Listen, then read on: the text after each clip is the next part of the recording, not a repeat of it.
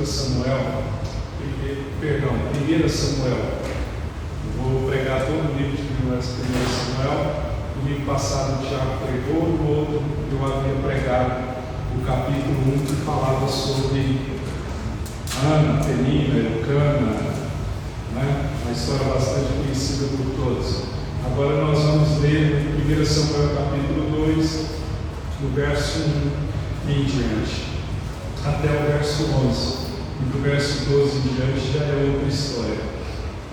Amém? Hoje tem muitos irmãos faltando, né? Creio eu que seja o feriado. Mas feriado meio de semana é igual o olho verde, gente feia. Isso é pra nada. Já viu o olho verde, gente feia? Isso é pra nada. 1 Samuel capítulo 2, verso 1. Então Ana orou assim: meu coração exulta no Senhor minha força é exaltada. Minha boca se exalta sobre os meus inimigos, pois me alegram em tua libertação. Não há ninguém santo como o Senhor, não há outro além de ti. Não há rocha nenhuma, não há rocha alguma como o nosso Deus. Não fale então orgulhosamente, não saia de suas bocas tal arrogância, pois o Senhor é Deus sábio, é Deus quem julga os atos dos homens. O arco dos fortes é quebrado, mas os fracos são revestidos de força. Os que tinham muito agora trabalham por comida, mas os que estavam famintos agora não passam fome. A que era estéril deu à luz 7 filhos, mas a que tinha muitos filhos ficou sem vigor. O Senhor mata e preserva a vida, Ele faz descer a sepultura e dela resgata. O Senhor é quem dá pobreza e riqueza, Ele humilha e exalta, levanta do pó o necessitado e do monte de cinzas ergue o pobre. Ele os faz sentar-se com os príncipes e lhes dá lugar de honra, pois os alicerces da terra são do Senhor, sobre eles estabeleceu o mundo. Ele guardará os pés dos seus santos, mas os ímpios serão silenciados nas trevas. Pois não é pela força que o homem prevalece. Aqueles que se opõem ao Senhor serão despedaçados. Ele tropejará do céu contra eles, o Senhor julgará até os confins da terra. Ele dará poder ao seu rei e exaltará a força do seu ungido. Então Eucana voltou para casa em Ramá, mas o menino começou a servir o Senhor sob a direção do sacerdote Eli. Amém? Se eu falar sem o microfone, o som que está lá na rua atrapalha vocês? Não? Amém? Porque está tendo um evento ali, né? Tem um negócio de skate ali, todo ano eles fazem esse evento. Então quem gosta de andar de skate, ali é o lugar, né? Eu não sou muito... o skate, eu acho que ele como meio de transporte ele não serve, né? Porque a pessoa ela cansa muito, né? Mas para fazer as manobras lá, para quem sabe fazer, é muito bonito, né? Não deixa de ser um esporte. Então hoje nós vamos falar, o tema da mensagem de hoje é um hino de exaltação ao Senhor. No capítulo 1 que nós estudamos, nós vimos que havia 3, 4, 5 personagens: Ana, Penina, Eucana, né? O sacerdote Eli. E a gente percebe que Ana, a gente sabe que Ana não poderia ter filhos porque o Senhor cerrou a madre de Ana. Ana era estéril, ela não podia dar filho. A Penina tinha filhos, mas Penina tinha filhos com Eucana, mas não tinha o amor de Eucana. E a gente percebe que Eucana amava mais Ana do que Penina, porque ele oferecia porção dobrada, porção maior. Quando ele ia no templo oferecer todos os dias, ele oferecia sacrifício maior para Ana. E Ana tinha uma rival que a gente sabe que era Penina, que instigava, que jogava na cara de Ana todas as vezes que Ana não podia dar filhos. Mas a gente sabe que Ana era uma mulher de oração. Ana era uma mulher que temia o Senhor. Ana era uma mulher que buscava o Senhor, mesmo em meio à dor, mesmo em meio à dificuldade, ela buscava o Senhor. E a gente sabe que o texto diz que todas as vezes que seu esposo ia ao templo, Ana também ia para adorar o Senhor. E para resumir a história, Ana foi confundida tida ali como por estar embriagada, porque ela ia para o templo, não se ouvia a voz de Ana quando ela orava. Tamanha agonia, angústia de alma que essa mulher tinha. E o sacerdote Eli confundiu aquela mulher como se ela estivesse embriagada. E ela disse: não, meu senhor, eu não estou embriagada, é uma aflição que eu estou tendo. E a gente percebe ali que Ana teve a palavra do sacerdote dizendo: vá em paz, e o Senhor conceda o desejo do seu coração. E a Bíblia diz que ela volta com o seu esposo para sua casa e ela é engravida. Ou seja, o Senhor realizou o sonho daquela mulher. Isso no capítulo 1. Agora no capítulo 2, Ana, ela faz um hino de exaltação ao Senhor. Ana, ela teve por ela ter o seu sonho realizado, porque Deus deu a ela Samuel. Antes Ana orava e chorava. Agora no capítulo 2, Ana ora e canta ao Senhor. No capítulo 1, Ana está amargurada, angustiada de alma. Agora no capítulo 2, o seu coração exulta, se alegra no Senhor. A tristeza que antes tomava conta do coração de Ana foi embora. Agora no capítulo 2, Ana está alegre. Então a gente percebe o quê? Que Eclesiastes capítulo 3 diz que há tempo e modo para todas as coisas. Outrora Ana chorava, agora Ana se alegra. Outrora Ana estava angustiada de alma, agora a alma de Ana se alegra e exulta ao Senhor, e ela oferece um cântico de exaltação ao Senhor. Eu não sei em qual momento da sua vida você pode estar passando, vivendo. Quem sabe você está num momento de dor, de agonia, de aflição, de ansiedade. Mas como nós vimos aqui o exemplo de Ana, uma mulher que antes chorava por ser estéril, agora no capítulo 2, ela já com o seu filho Samuel, ela vai entregar o seu filho, porque ela crê que o Samuel era um presente de Deus, mas ela entende que ela tinha que cumprir com aquilo que ela tinha prometido ao Senhor. Salmo 112 diz que aquele que promete, aquele que jura, mesmo que ele sofra dano, ele não pode mudar. Ana sabia que ela tinha lançado uma promessa a Deus, e a gente sabe que a palavra do Senhor diz: se você fez um voto com Deus, você tem que cumprir. Deus não pede para que você faça algum voto a Ele, mas se você fez, você deve cumprir. E aqui Ana, ela está alegre, mesmo ela devolvendo, entregando o seu filho nascido, filho esperado, ela está entregando aqui o seu filho na casa do Senhor. Ela pega e leva o seu filho, e quando Ana deixa o seu filho com o sacerdote Eli, ela poderia muito bem ter chorado por não ter mais o seu filho, por não conviver mais o seu filho, porque ele foi consagrado ao Senhor.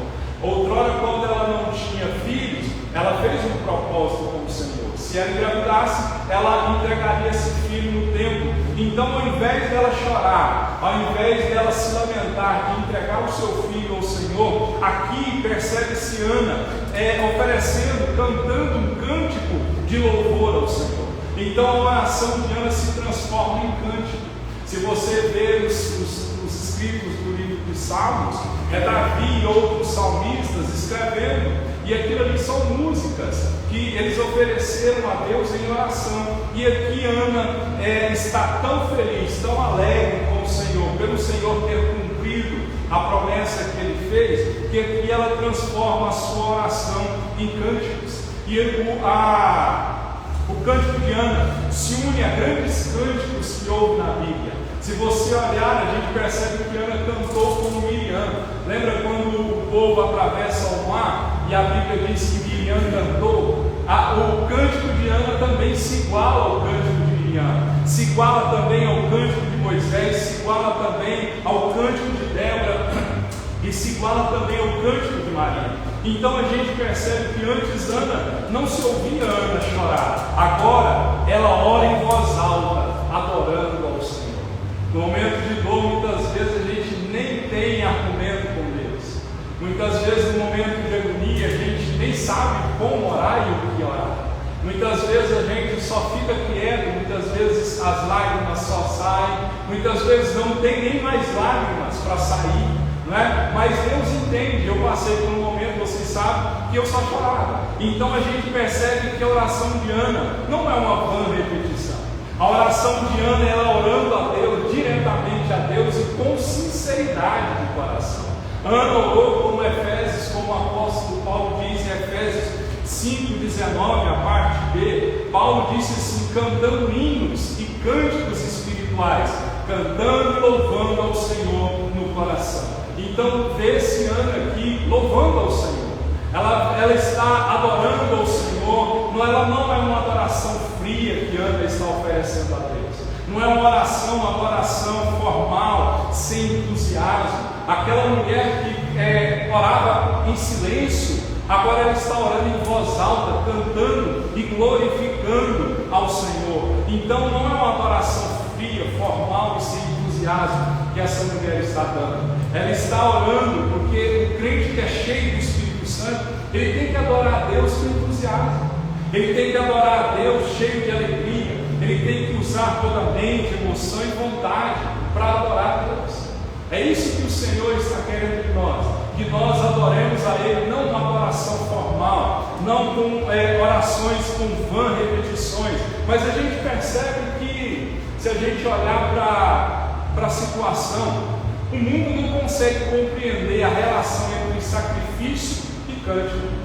Eu costumo chamar o crente de doido, de louco. Te explico por quê. Já falei isso aqui. Ele não tem que comer, ele dá glória a Deus. Ele está desempregado, ele dá glória a Deus. Ele está doente, ele dá glória a Deus. As portas se fecharam e ele dá glória a Deus. E o mundo lá fora não consegue entender, compreender essa relação entre cântico e sacrifício. Não compreende como o povo de Deus consegue cantar enquanto sacrifica alguma coisa. Não consegue entender como Abraão, quando ele sobe lá para o Monte Moriá, ele diz para os seus servos: vocês vão ficar aqui, nós vamos subir e vamos adorá-los. Certamente Abraão subiu o monte, sabendo que ele tinha que sacrificar o seu filho, mas ele subiu o monte dando glória a Deus. Porque se você for lá em Romanos, se eu não me engano, Romanos capítulo 4, diz que Abraão foi fortificado na fé dando glória a Deus. Então nós percebemos que antes de ir para o jardim do Getsemane, onde Jesus seria preso e certamente à frente ele seria morto e crucificado, Mateus 26:30 diz que Jesus cantou um hino com os seus discípulos. A gente olha para Paulo e Silas quando eles estavam na prisão, eles cantaram hinos ao Senhor depois de terem sido açoitados.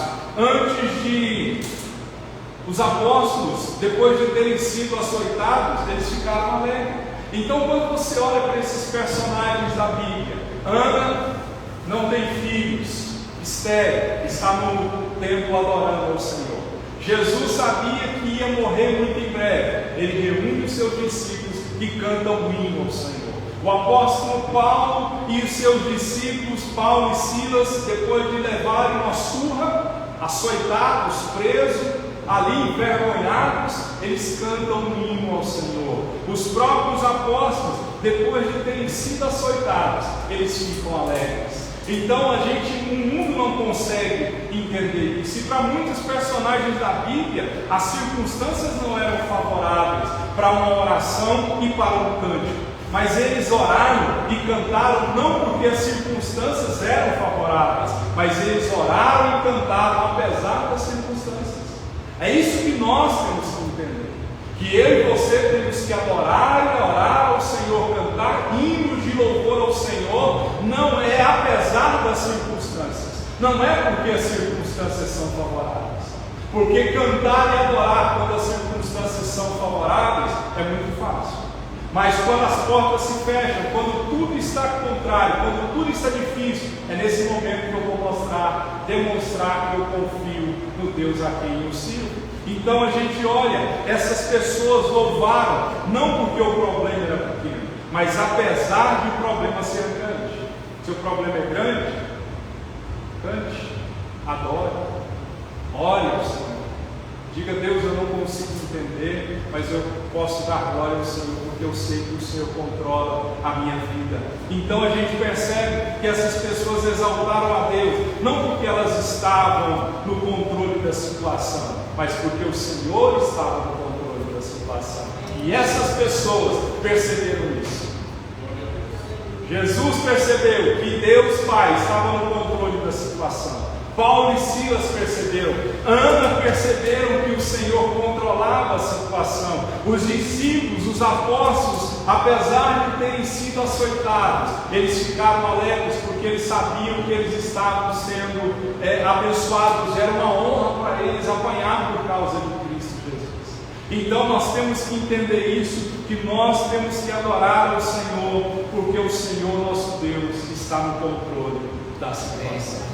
Ele está sentado no alto sublime trono, e de lá Ele controla a minha e a sua vida. Nada é para nós. Podemos não entender quando muitas coisas acontecem, mas o que o Senhor está procurando em nós é verdadeiros adoradores, que o adorem em espírito e em verdade.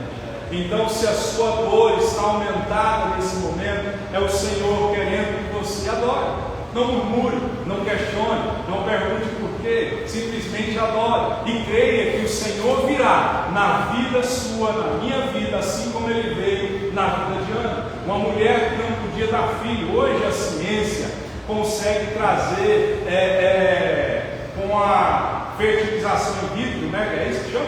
Falei bonito, né? Com a fertilização in vitro, falei bonito, filosofia aqui. Trazer a uma mãe estéril, em alguns casos, né? Porque tem casos que nem a ciência e a medicina consegue, mas hoje a medicina não consegue ter ausência. Então a gente percebe isso. Então essas pessoas, muitas vezes as pessoas não conseguem entender como que a gente está passando por tanta dificuldade de estar aqui adorando o Senhor. É ou não é verdade? Todo mundo aqui tem um problema, todo mundo aqui tem uma dificuldade. Tem ou não tem? Você tem uma dificuldade, você tem um medo, você tem um sonho, você tem alguma coisa, mas o que Deus está esperando de mim e de você não é murmuração, não é questionamento. O que Deus está esperando de mim e de você é fazer como Ana fazia, ir para o templo e ficar às vezes em silêncio. Deus, eu não... E só fica Deus. Deus, não tenho o que orar, não sei o que orar, mas eu estou aqui. Meu coração precisa do Senhor, meu coração depende do Senhor, e eu preciso descansar no Senhor. É isso que Ana nos ensina. Ela usou toda a sua mente, o seu coração para adorar ao Senhor. Por isso, o tema da mensagem é o hino de exaltação ao Senhor. Uma mulher que outrora não tinha filhos, que não se ouvia a voz dela, agora ela canta louvores em voz alta. Amém? A Ana fez uma doxologia, palavra difícil, né? Uma doxologia alegre. O que é doxologia? Significa uma expressão de louvor. Na sua oração, na sua adoração, Ana fez uma doxologia, é uma expressão de louvor, honra e glória a Deus. É o que nós acabamos de cantar. O que Deus para Ele são todas as coisas. É uma doxologia. Doxologia é uma palavra grega que é formada por dois termos: doxa, que significa glória, e logia. Logia vem da palavra logos, que significa palavra. Então o crente, quando ele oferece uma doxologia ao Senhor, ele rende graças e glória em reconhecimento à grandeza e à majestade do Senhor. Então, quando você está adorando ao Senhor, apesar da dor, você está oferecendo a doxologia, você está oferecendo louvor, uma expressão de louvor, honra e glória ao Senhor. Na oração do Pai Nosso tem uma doxologia. A oração do Pai Nosso ela é concluída com uma doxologia, porque o texto diz assim: pois teu é o reino, o poder e a glória. Deus abençoe o motoqueiro que ele clamou. Sai doido aí acelerando, porque o mundo está cheio de motoqueiro. Amém? Vou falar? Doxologia, obrigado. Nessa doxologia, que é uma expressão de louvor e glória a Deus, também há ela na oração do Pai Nosso. Pois teu é o reino, o poder e a glória para sempre. Amém? Então Ana está dando glória ao Senhor, Ana está honrando e louvando ao Senhor. Mas também nesse texto aqui é interessante notar que Ana ela cita vários atributos de Deus. Ana, se você Se der tempo, nós falaremos de todos, mas Ana cita vários atributos que pertencem somente a Deus. Se você prestou atenção na palavra, em primeiro lugar, Ana enaltece a santidade de Deus, porque o verso 2, a parte A, ela diz assim: ninguém é santo como o Senhor. Ninguém é santo como o Senhor. Então a gente pode perceber que Deus ele pode compartilhar e compartilha conosco, os filhos dele, a santidade, mas ninguém é santo como o Senhor. Ninguém é santo como o Senhor, porque a gente olha para Isaías capítulo 6, a gente vê os querubins e serafins. O texto diz que Isaías viu o Senhor assentado no alto e sublime trono, e lá ele viu os querubins e serafins. A Bíblia diz que cada um tinha 6 asas, com 2 voavam, com 2 cobriam o rosto e com 2 cobriam os pés, e eles diziam e dizem 24 horas por dia: Santo, Santo, Santo é o Senhor dos exércitos. Então Ana reconhece, ela enaltece a santidade de Deus, e ela diz que ninguém é santo como o Senhor. Então, por Deus ser santo, nós também precisamos andar em santidade para adorar. Hoje se vê um povo que quer adorar a Deus em santidade. É impossível você adorar um Deus que é santo sem santidade, sem andar em santidade. Como que eu vou adorar a Deus sem ter santidade no meu coração? A palavra do Senhor diz assim: portanto, santificai-vos e sede santos, pois eu, Senhor, vosso Deus, pois eu sou o Senhor, vosso Deus. Sem santidade ninguém vai ver o Senhor, é o que a palavra de Deus diz.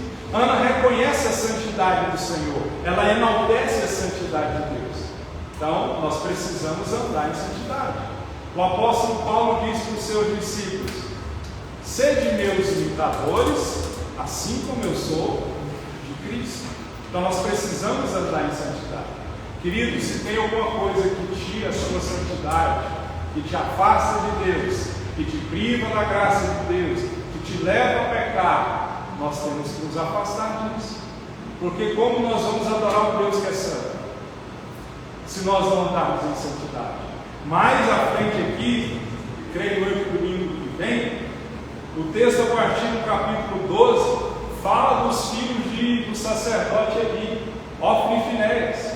2 homens que a gente pode olhar, eles eram sacerdotes, mas eles eram homens impuros, eles eram homens que não andavam em santidade e estavam oferecendo um fogo estranho ao Senhor. Então nós precisamos andar em santidade. No texto lido, Ana enaltece a santidade de Deus. Ande em santidade. Você quer ver Deus agindo? É você andar em santidade. Sem santidade, acho que é Josué capítulo 6. Antes deles conquistarem, se eu não me engano, Jericó, eu acho que, me perdoe se eu estiver enganado, o texto lá diz assim: não, mas é outro texto. Santificai-vos, porque amanhã o Senhor fará maravilhas. Então você quer ver Deus fazer maravilha na sua vida, nos seus negócios, na sua saúde, na sua família? Ande em santidade. Cuidado com o que você vê, cuidado com o que você ouve, cuidado com o que você fala, cuidado com o que você toca, cuidado com quem você anda, porque tudo isso influencia na nossa comunhão com Deus. Aí tem uma geração de crentes que acha que pode adorar a Deus e servir a Deus vivendo as práticas do mundo lá fora. Não pode, é impossível. Paulo diz que não tem comunhão de luz com trevas, não tem como. Amém? Então, Ana, em segundo lugar, Ana destaca a singularidade de Deus. O verso 2, a parte dela, ela disse assim: não existe outro Deus além dele. Não existe outro Deus além dele. E Ana vivia numa época de que os povos eram politeístas. O que é isso? Eles adoravam a vários deuses. Se você for na Índia ou for estudar a cultura indiana, eles adoram milhares de deuses. A vaca é um. Esses dias a gente estava assistindo, antes de viajar, um casal de blogueiros. Eles vivem viajando, sabe essas pessoas que ganham a vida viajando e a gente fica dando dinheiro para eles? Porque toda vez que você assiste um vídeo curto, você está financiando, né? Aí eles estavam na ilha, aí passava aqueles boi, eu ficava só olhando as picanhas, os cupins dos boi, mas lá eles não comem, eles adoram o boi, eles veneram o boi. Então a gente percebe que Ana, mesmo sabendo que os povos eram politeístas, Ana sabia que não há outro Deus além de Jesus Cristo. Só Deus, o Deus de Israel é eterno, infinito, imutável, onisciente, onipresente, onipotente, soberano. Não existe ninguém como o nosso Deus. Não há outro Deus além do Senhor. Ele é único, Ele é verdadeiro e Ele merece ser adorado. Não há um Deus que possa se comparar com o nosso Deus. Não há como, porque Ele é o caminho, Ele é a verdade e Ele é a vida. E ninguém vai ao Pai a não ser por Jesus Cristo. Ele é o único mediador entre Deus e os homens. É Jesus Cristo. Então a gente percebe que Ana destaca essa singularidade de Deus. Não existe outro Deus além dele, é o que Ana disse. Só que hoje os homens criaram deuses a bel prazer, criaram deuses para a sua própria adoração. Percebe-se isso com o próprio povo de Israel. Quando Moisés sobe um monte para receber as tábuas da lei, né? Eu vi uma mensagem que dizia que Moisés foi o primeiro a baixar os arquivos da nuvem, né? Porque ele sobe lá e ele desce com as tábuas da lei. Quando ele está descendo com as tábuas da lei, se eu não me engano era Josué que estava com ele, né? Aí alguém, acho que é Josué, disse para ele: tem alarido lá embaixo, tem som de festa lá embaixo. Os dois descem. O que tinha acontecido? O povo construiu um bezerro de ouro e estavam adorando esse bezerro de ouro, dizendo que aquele bezerro de ouro havia tirado o povo de Israel do Egito. Muitas pessoas morreram naquela situação, porque Deus não divide a sua glória com ninguém. Porque dele, por ele, para ele são todas as coisas. Por isso que Ana, depois de conceber, ter seu filho, ela reconhece que não tinha um Deus além dele. Quem sabe nós estamos tendo deuses para nós. Tem gente que cria o seu Deus, o dinheiro. A única coisa que Jesus chamou de Deus foi o dinheiro. O dinheiro é bom, ele não é mau, mas o amor ao dinheiro é a raiz de todos os males. E muitas pessoas colocam a sua confiança no dinheiro. Eu quero te dizer, a riqueza não vai te levar para o céu. A riqueza não compra a salvação. Então a gente percebe que Jesus é o caminho, a verdade e a vida, e ninguém há. Sem ele não tem salvação. Ana reconhece que não há um Deus além de Jesus Cristo, no caso nosso nos dias de hoje. Em terceiro lugar, Ana enfatiza a imutabilidade divina, a imutabilidade de Deus, porque ela diz no verso 2, a parte C: e não há nenhum protetor como o nosso Deus. Essa metáfora de protetor como o nosso Deus é uma referência à imutabilidade de Deus. Deus não muda. Ele é o mesmo ontem, Jesus Cristo é o mesmo ontem, hoje e será eternamente. Deus não mudou. Nós mudamos, mas Deus não mudou. Por isso que Ana diz: o Senhor é um protetor divino, Ele é como uma rocha. Jesus é uma rocha, é um refúgio. Nele nós podemos encontrar refúgio. Nele, no Deus, nós podemos ter certeza que Deus é inabalável como uma rocha. Deus não muda. Nele não há sombra e nem variação de dúvida. Por isso que nós temos que entender que nele nós podemos entender que Ele é o nosso protetor. Deus não mudou. Sabe aquela promessa que Deus te fez lá atrás? Passou um ano, passou 10 anos. A promessa não mudou. O tempo não caduca a promessa de Deus. Pode passar 10 anos, 20 anos. Se nós tivermos fé, perseverança, dedicação, santidade ao Senhor, a promessa vai ser. Porque o nosso Deus, Ele não é homem para mentir, muito menos filho do homem para se arrepender. Isso mostra a imutabilidade de Deus. Nós fazemos promessas uns aos outros, não é? Mas nós não cumprimos com as promessas. Nessas cadeiras que nós estamos comprando aí, Deus me mostrou muita coisa. Vou te ajudar. Foi o que eu ouvi de muitas pessoas. E até agora eu disse lá em casa, deve ser porque eu comecei o projeto no final do mês, né? Final do mês eu ganhei dinheiro. Hoje é dia 10, até hoje poucas pessoas ajudaram. Então a gente percebe que o nosso Deus é imutável. Ele não muda, você muda, eu mudo, mas Deus não muda.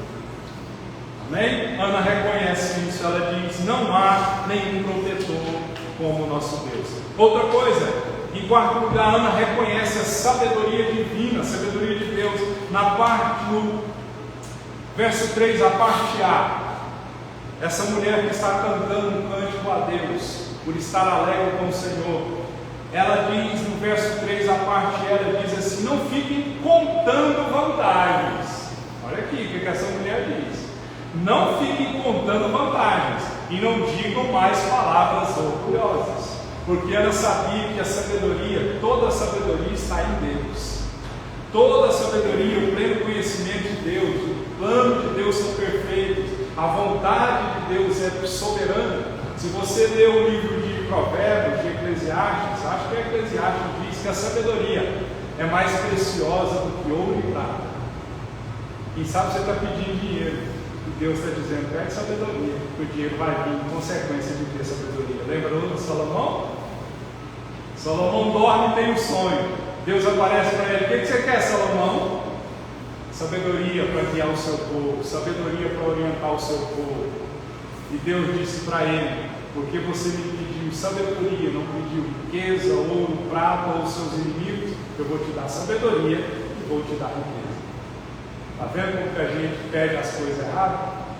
Lá em Tiago capítulo 1, 2 ou 3, não me lembro, acho que é 1, Tiago disse assim: pede mal. Então quem sabe nós estamos pedindo dinheiro, Deus está pedindo: pede sabedoria. Sabedoria vai vir acompanhada de riqueza. O que adianta você ter riqueza e não ter sabedoria para administrar a riqueza? O que adianta você ter riqueza e não ter comunhão com o Senhor? Não é verdade? Então Ana, ela percebe que na presença de Deus, ela diz que ela reconhece a soberania de Deus. Ela diz assim: não fica contando vantagem não. Já viu que tem gente que fica contando vantagem? Parece que é um pavão, gosta de trazer para si a glória, né? É a pessoa que é soberba, mas na presença de Deus a arrogância humana é destruída. Soberbo caga. Na presença de Deus a soberba precede a ruína, a altivez do espírito precede a queda, diz Provérbios 16, 18. Tem gente que é soberba, fica contando vantagem. Ah, eu fiz isso, fez não. Quem fez foi Deus. Tudo que você é ou tem ou vai acontecer na sua vida é Deus, não foi você. Você e eu estamos batendo no peito dizendo: fui eu. Cuidado, porque a queda pode ser grande, porque a soberba ela tem origem na avaliação falsa que nós fazemos de nós mesmos. Nós fazemos uma avaliação falsa, porque se nós entendêssemos, se nós compreendêssemos que Deus é Deus e que nós somos apenas humanos, nós perceberíamos que nós não somos nada. Nós somos, como a palavra de Deus diz, nós somos pó. Viemos do pó, voltaremos do pó ao pó, por isso nós somos pó. O ser humano ele é criatura e por isso ele é dependente de Deus, ele não tem motivo nenhum para se orgulhar. Se você olha para a palavra de Deus, sabe o que ela diz? Que nós somos pobres, cegos, miseráveis e nus. Pobres, cegos, miseráveis e nus. Portanto, a soberba ela tem uma avaliação falsa de si mesma, porque a pessoa soberba ela olha para si como se ela fosse um Deus. Ela não entende que ela é simplesmente uma criatura que depende de um Criador. E esse Criador tem o poder da vida e da morte sobre o domínio dele. O dia que ele fizer assim, ó, um exemplo, acabou, veio do pó e vai voltar para o pó. Então a gente olha que a soberba fez um ser de luz, que era Lúcifer, se transformar em pó. se transformar, aliás, em demônio, não é? Nabucodonosor foi tirado do trono, colocado no meio dos animais por causa da soberba.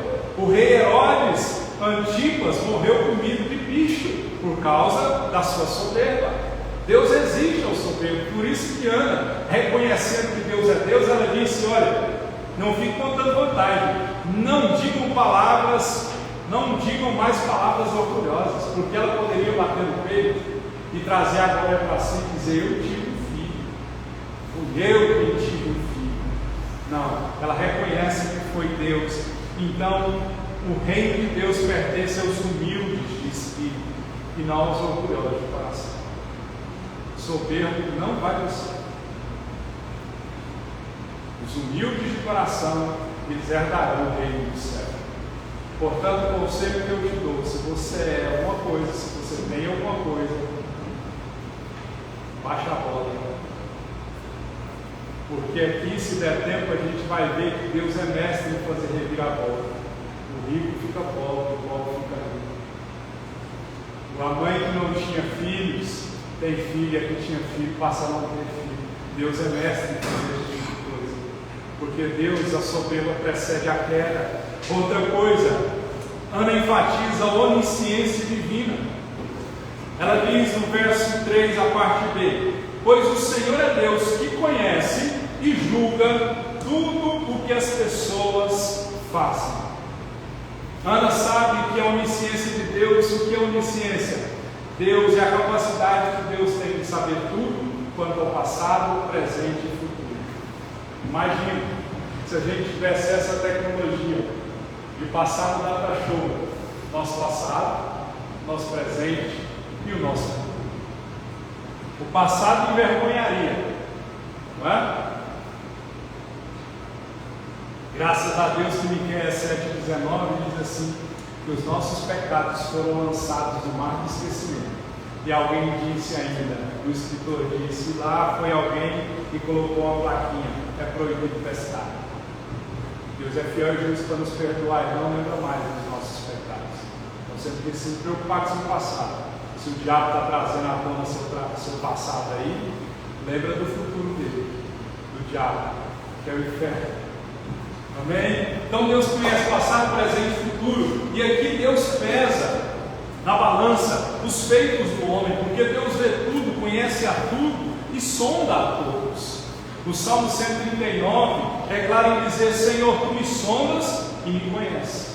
Esse verbo sondar é examinar com grande empenho, cuidado e com profundidade. Então Deus conhece o meu e o seu coração. E a gente vê que o Senhor pesou as palavras que desdenhava Ana. O Senhor pesou o coração de Penina. E a gente também vê que o Senhor pesou o coração, a oração de Ana, a oração sincera. Então só Deus sabe o que está dentro do nosso coração. É por isso que de vez em quando é bom se sentar com alguém e conversar com alguém. Porque já aconteceu o caso aqui na igreja de uma menina que a gente via, conversava com ela, sorriso no rosto, uma jovem muito bonita, mas a gente voltou no encontro e logo depois do encontro ela vai dar o seu testemunho e ela disse: se eu não tivesse ido nesse encontro, eu ia me suicidar essa semana. Então o que eu quero dizer com isso? Por só Deus saber o que está no nosso coração, às vezes uma pessoa demonstra uma coisa para nós, a gente pergunta para ela: está tudo bem? Ela vai responder: está tudo bem, mas a gente na correria do dia a dia não dá atenção para as pessoas, não senta com as pessoas, liga para alguém essa semana, visita alguém, vamos tomar um café? Senta com essa pessoa, pergunta, esmiuça a vida dela, não para fazer fofoca, mas para ajudar. Deu para você entender? Amém? Então, jamais haverá um momento em que nós estaremos além da observação de Deus, porque Ele sabe das nossas ações, situações, pensamentos, palavras, costumes e motivações. Deus sabe o que está no seu coração agora. Deus sabe o que está no meu coração agora. Ele passa em revista ao seu exército para sondar. Quem sabe tem murmuração, quem sabe tem medo, quem sabe tem agonia, uma aflição, uma ansiedade, uma preocupação. Deus está passando agora. sondando o seu coração, para tirar isso de dentro de você. Amém? Ana enfatiza essa onisciência, essa capacidade que Deus tem de saber o passado, o presente e o futuro. Ela diz: pois o Senhor é Deus que conhece e julga tudo o que as pessoas fazem. Preste atenção, Ele conhece e vai julgar tudo o que as pessoas fizerem, seja bom ou seja ruim. Portanto, é a lei da semeadura: planta bom, planta coisa boa virá. E o homem vai ser julgado por aquilo que ele fez. Amém? Ana também dá um testemunho que traz, como eu disse, um testemunho impactante. Testemunho, eu dei uma adiantada aqui na mensagem. Testemunho de Ana mostra que Deus é especialista em fazer reversões. A pirâmide é invertida por Deus. Porque no lugar da vergonha Ele pode trazer dupla honra. Aonde há choro, Ele pode trazer o riso. Onde há doença, Ele pode trazer a cura. Deus, Ele pode mudar o placar do jogo, Ele pode virar tudo de cabeça para baixo, porque Ele é mestre em fazer reversões. Então é por isso que eu sempre digo: não mire ninguém, não pise ninguém, porque às vezes essa pessoa pode estar lá no fundo do poço, mas como eu falei no domingo retrasado, o mundo não dá volta, ele capota. Hoje a pessoa pode estar no topo da pirâmide, mas por algum motivo, seja ele qual for, o mundo dá uma reviravolta e aquele que estava lá em cima pode ir para baixo. Aquele que antes ajudava pode precisar de ajuda. É assim que as coisas são. E Ana percebe isso no verso 4. Ela diz que o Senhor enfraquece o forte.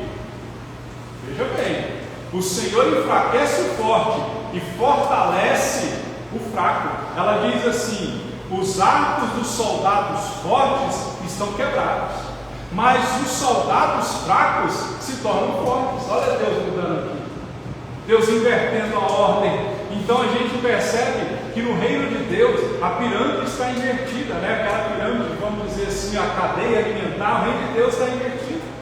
Porque no reino de Deus, bem-aventurados são os humildes de espírito. No reino de Deus, bem-aventurados são os misericordiosos. No reino de Deus, bem-aventurados são os pacificadores. No reino de Deus, bem-aventurados são os que choram. No reino de Deus é melhor dar do que receber. Então a gente olha que no reino de Deus o sábio se torna louco. No reino de Deus, o fraco, ele fica forte. No reino de Deus, a força é tirada não da força, ela é tirada da fraqueza. Ana reconhece isso, que ela fortalece o fraco, mas ele enfraquece o forte. Então aquele que se acha forte, aquele que bate no peito, Deus pode enfraquecer ele, pode inverter as coisas. E aquele que é fraco, ele pode ser fortalecido pelo Senhor. Em segundo lugar, o Senhor deixa faminto os fartos. Olha aqui, aquele que tinha comida com fartura pode passar fome. Aquele que passava fome, o Senhor alimenta. Porque o verso 5, a parte A diz assim: os que antes estavam fartos, agora se empregam para ganhar comida. Olha como que Deus mudou as coisas. Aqueles que eram ricos, fartos, que tinham comida e abundância, agora eles buscam o que comer, estão dispostos a trabalhar com comida. Deus inverteu a ordem das coisas. Os que estavam pobres, os que eram famintos, agora têm comida em abundância. Irmãos, Deus é que controla a nossa vida. Se você está num tempo de fartura, louvado seja o Senhor. Se você está no tempo de sequidão, de escassez, louvado seja o Senhor. Se você está no dia da fartura, não bata no peito dizendo: fui eu, sou eu tenho, eu posso. Não. Use a sua riqueza, use o que Deus tem te dado para ajudar a obra, para ajudar alguém. Amém? Porque os que estavam na base da pirâmide, Deus pode colocar eles sobre o topo da pirâmide. Eu já vi isso acontecer, e eu tenho certeza que você já viu isso acontecer. Aquela pessoa que era bem vista na sociedade, aquela pessoa que tinha poder, tinha status. Hoje você olha para ela, é só olhar para a história do mundo, pessoas que ganharam na Mega Sena, pobres, pessoas que viviam na rua e estudaram, pegavam um livro no lixo, se formaram e hoje estão bem, são ricas. Deus inverte as coisas. Por que Deus inverte as coisas? Vou te trazer um exemplo claro. Você já viu a expressão? Vou te mostrar quantos paus se faz do novo. Sabe para que Deus faz isso? Para mostrar que o homem é nada. Para mostrar que é Ele que controla. Para mostrar que aquilo que o homem é ou tem, foi Ele que deu.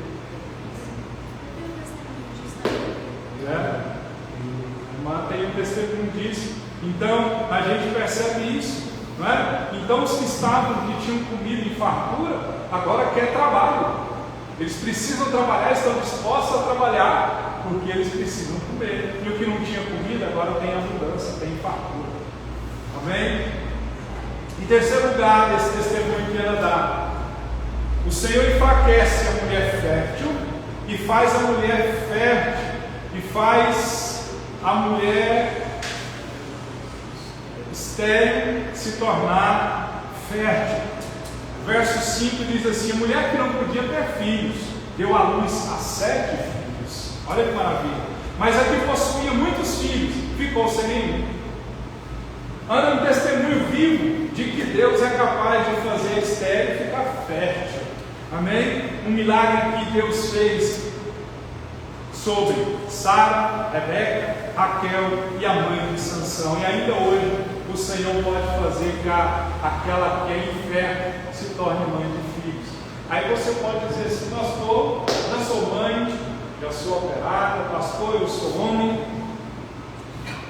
Mas a gente tem que entender que há fases da nossa vida que a infertilidade nas áreas da nossa vida, nada que a gente faz dá certo. Se anda dá errado, se fica parado dá errado, se vai para a direita dá errado. Onde põe a mão dá errado. Infertilidade, escassez. Há momentos que a gente passa por isso, e nós precisamos que Deus faça um milagre para tirar de nós essa esterilidade, a esterilidade espiritual, de ganhar almas. Nós precisamos ganhar almas.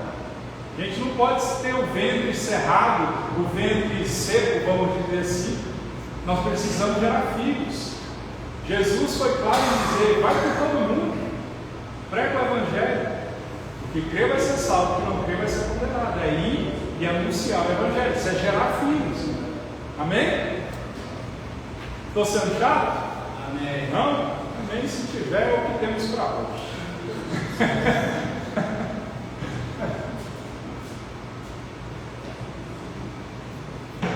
Amém? Mas louvado seja o nome do Senhor. Em quarto lugar, o Senhor tira a vida e dá a vida. O verso 6, Ana diz: o Senhor Deus é quem tira a vida e quem dá a vida. É Ele quem manda a pessoa para o mundo dos mortos e a faz voltar de lá. Então o dom da vida é prerrogativa divina. Ele deu a vida, só Ele pode tirar. O médico não tem a última palavra. Não tem.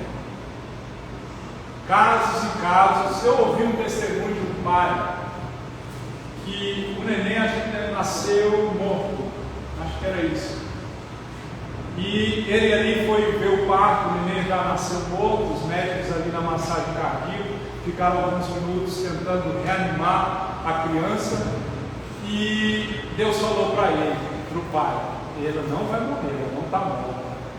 E o pai, crente, com fé em Deus, pediu 1 minuto com a criança e orou por ela. No vídeo que eu vi, a criança tinha 2 anos de idade. Então a gente percebe que Deus controla a vida, Ele controla a morte, e tudo que acontece do começo ao fim está sob o domínio de Deus. A nossa vida é Deus. Certo é que todos nós que estamos nesse plenário um dia iremos encontrar com o Senhor de 2 formas: ou pela morte ou pelo arrebatamento. Mas, pelo menos comigo, Deus não falou que vai morrer alguém. Vocês sabem, né? Da última vez que Deus falou comigo, morreu 5. Foi ano passado, né? Foi ano passado? Eu falei assim, Deus falou comigo que pessoas conhecidas minhas iriam morrer. Aí eu contei o testemunho aqui e todo mundo ficou agoniado, né? Mas isso era até o final do ano, tá? Foram 5. Nas minhas contas foram 5. Então até agora Deus não falou nada comigo. Falou com você? Não? A Bíblia diz: Deus não faz nada sem antes revelar os seus servos, os profetas. Então, quando for alguém, pode ter certeza, Deus vai avisar com antecedência. Amém? Ele tem a vida, e ele deu a vida e ele pode tirar. Mas o Senhor tem nos dado vida. Amém? Você crê nisso? Amém. Então, receba vida, que os seus dias sejam prolongados como os dias do rei Ezequias. Que o Senhor te dê vida e muitos anos de vida. Amém? E sobre a sua vida, o Senhor possa prolongar os seus e os meus anos de vida. Eu tenho a promessa de Deus e Deus.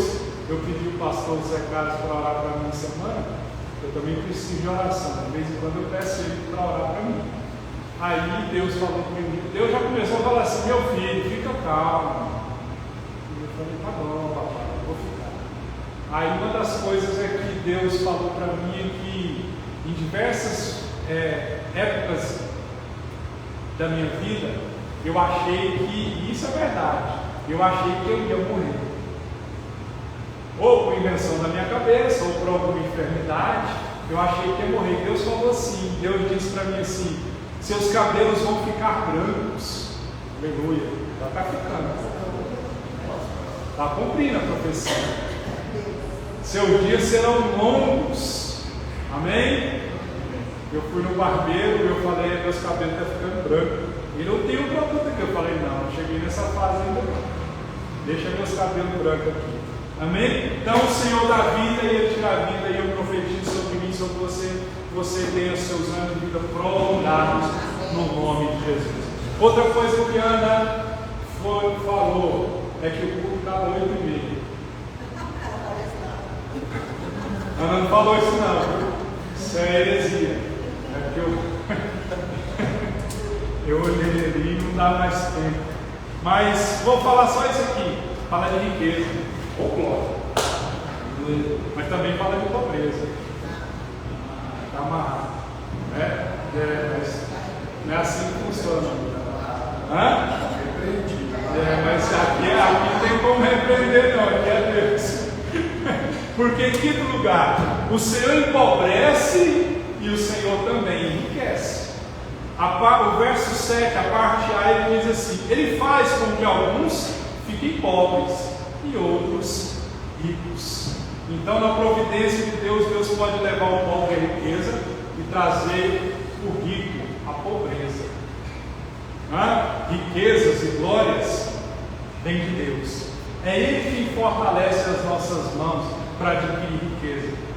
O verso 22 de Provérbios 10 diz assim: a bênção do Senhor é que enriquece e não traz consigo dores. Então, em nome de Jesus, eu peço ao Senhor que o Senhor traga sobre nós riqueza. Só que a gente entende riqueza só como dinheiro, não é? Mas, como eu disse um tempo atrás, riqueza para mim é você abrir sua geladeira e eu comer. Não é? Riqueza para mim é você ter sua família perto de você. Não é? Isso é riqueza. Dinheiro, ele vai vir em consequência da sabedoria. Volto a te dizer, o princípio bíblico que é dinheiro, pede sabedoria. Então, a riqueza vem do Senhor. E o Senhor nosso Deus vai nos abençoar. Vamos nos colocar de pé. Nós vamos fazer como Ana.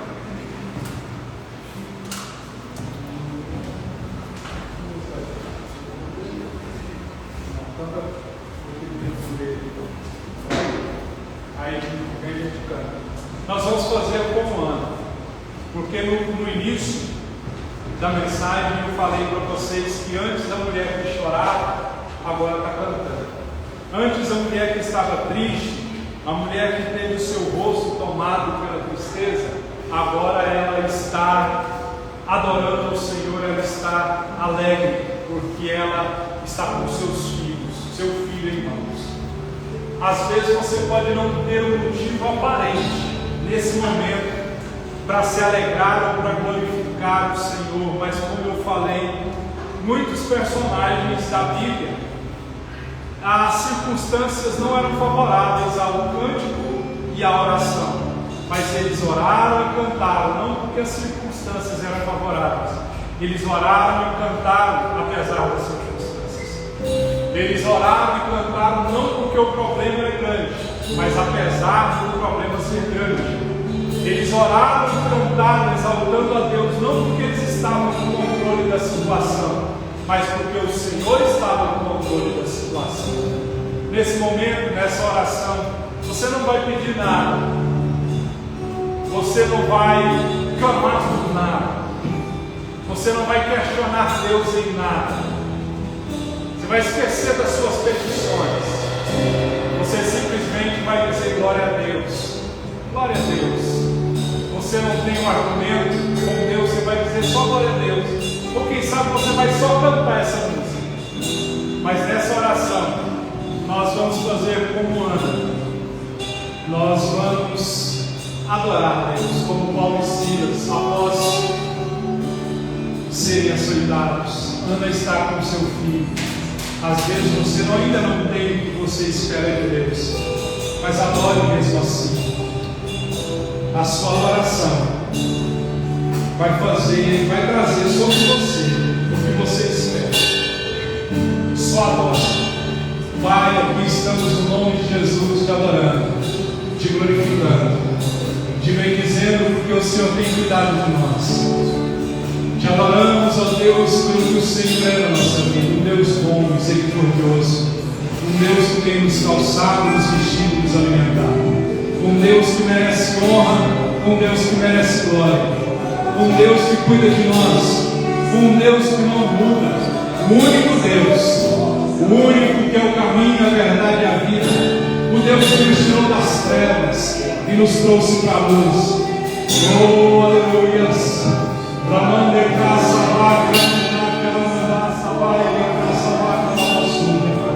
Glória ao teu nome, Senhor. Nós entoamos um cântico de adoração ao Senhor, dizendo a Deus que o Senhor é bom. Adoramos o Senhor pela sua bondade, pela sua fidelidade. Louvado e agradecido seja o nome do Senhor. Aleluia. Glória ao Senhor. Adore ao Senhor. Ofereça um cântico de exaltação ao Senhor.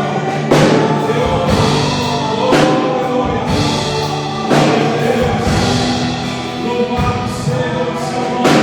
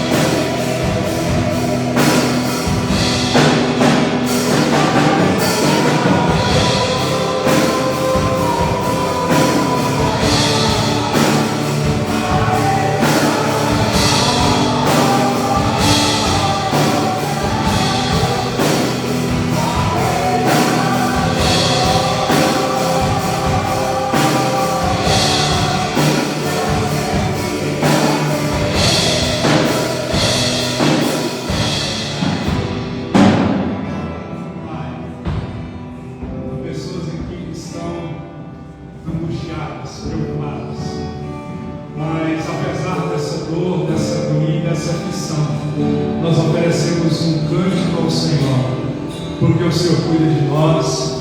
Nós adoramos ao Senhor apesar dos problemas, apesar das adversidades. Nós entoamos um cântico ao Senhor, porque sabemos que o Senhor cuida de nós. E sabemos e aprendemos hoje que o Senhor mestre em reverter situações impossíveis, situações caóticas, situações, ó Deus, que tudo e todos disseram que não tem como. Esse era o caso de Ana. Mas aqui vê-se uma mulher dando glória ao Senhor, já com o seu filho. Porque, ó Deus, ela disse que aquele que era rico ficou pobre, e o pobre ficou rico.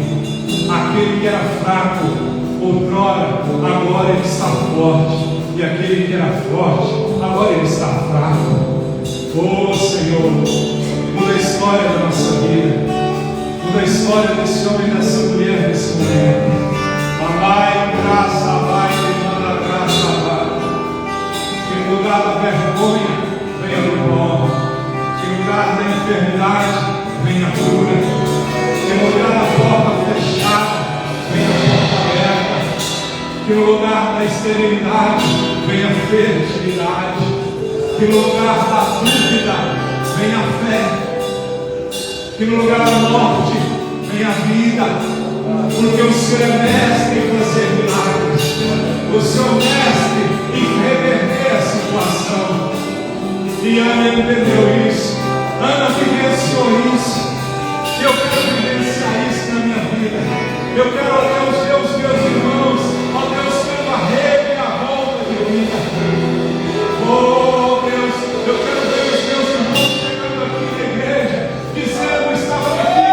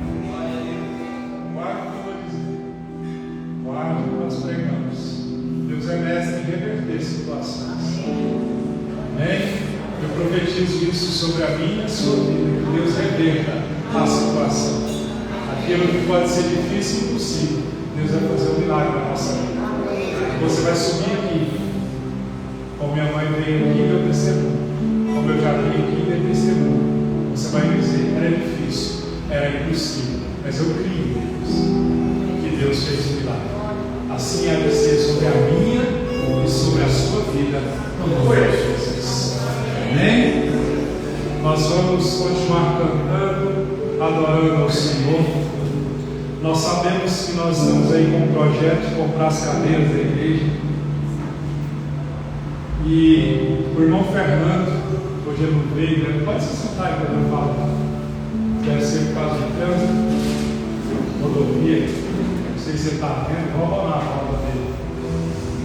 Mas ele teve atitude de nos ajudar. Aqui é 700, né? Casa 700 o que? Aqui é 350. No total é 700 reais.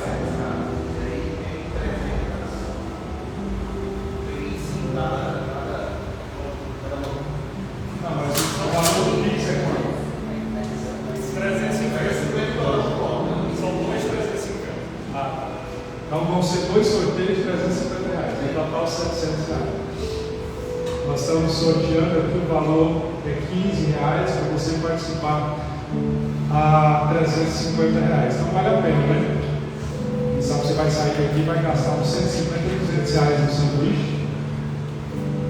Então, nos ajude a comprar essas cadeiras. O valor, se eu não me engano, é R$15.800. Vamos pôr uma cadeira mais confortável, um visual ficou mais bonito. Amém? E enquanto isso, nós estamos fazendo isso. E quando você for ofertar para as cadeiras, me mande um comprovante da sua transferência, do Pix, e me informe que aquilo é para as cadeiras. Tá bom? Para a gente guardar o dinheiro das cadeiras. Vamos dizimar e vamos ofertar em nome de Jesus. E eu quero que compre de mim só aquelas pessoas que eu já orei por elas. Você já recebeu a oração minha? Já vendeu o seu? Já? Não vai comprar, não. Não quer vender. Já vendeu o seu? Você vai dar. Ele olhou, fez a conta e falou: não vou comprar isso tudo. Amém? Vamos dizimar e ofertar em nome do Senhor. Canta.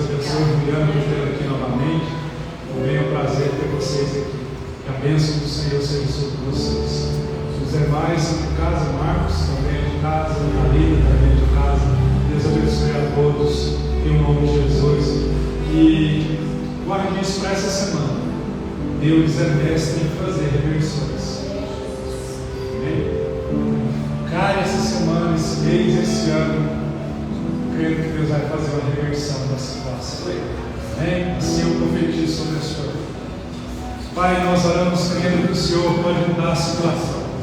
Cremos que para o homem pode ser impossível, mas cremos que o Senhor é o Deus do impossível. Tua palavra diz que quando o Senhor age, ninguém pode impedir. Por isso, ó Deus, eu creio em um Deus que faz milagre, um Deus que é especialista em fazer milagre.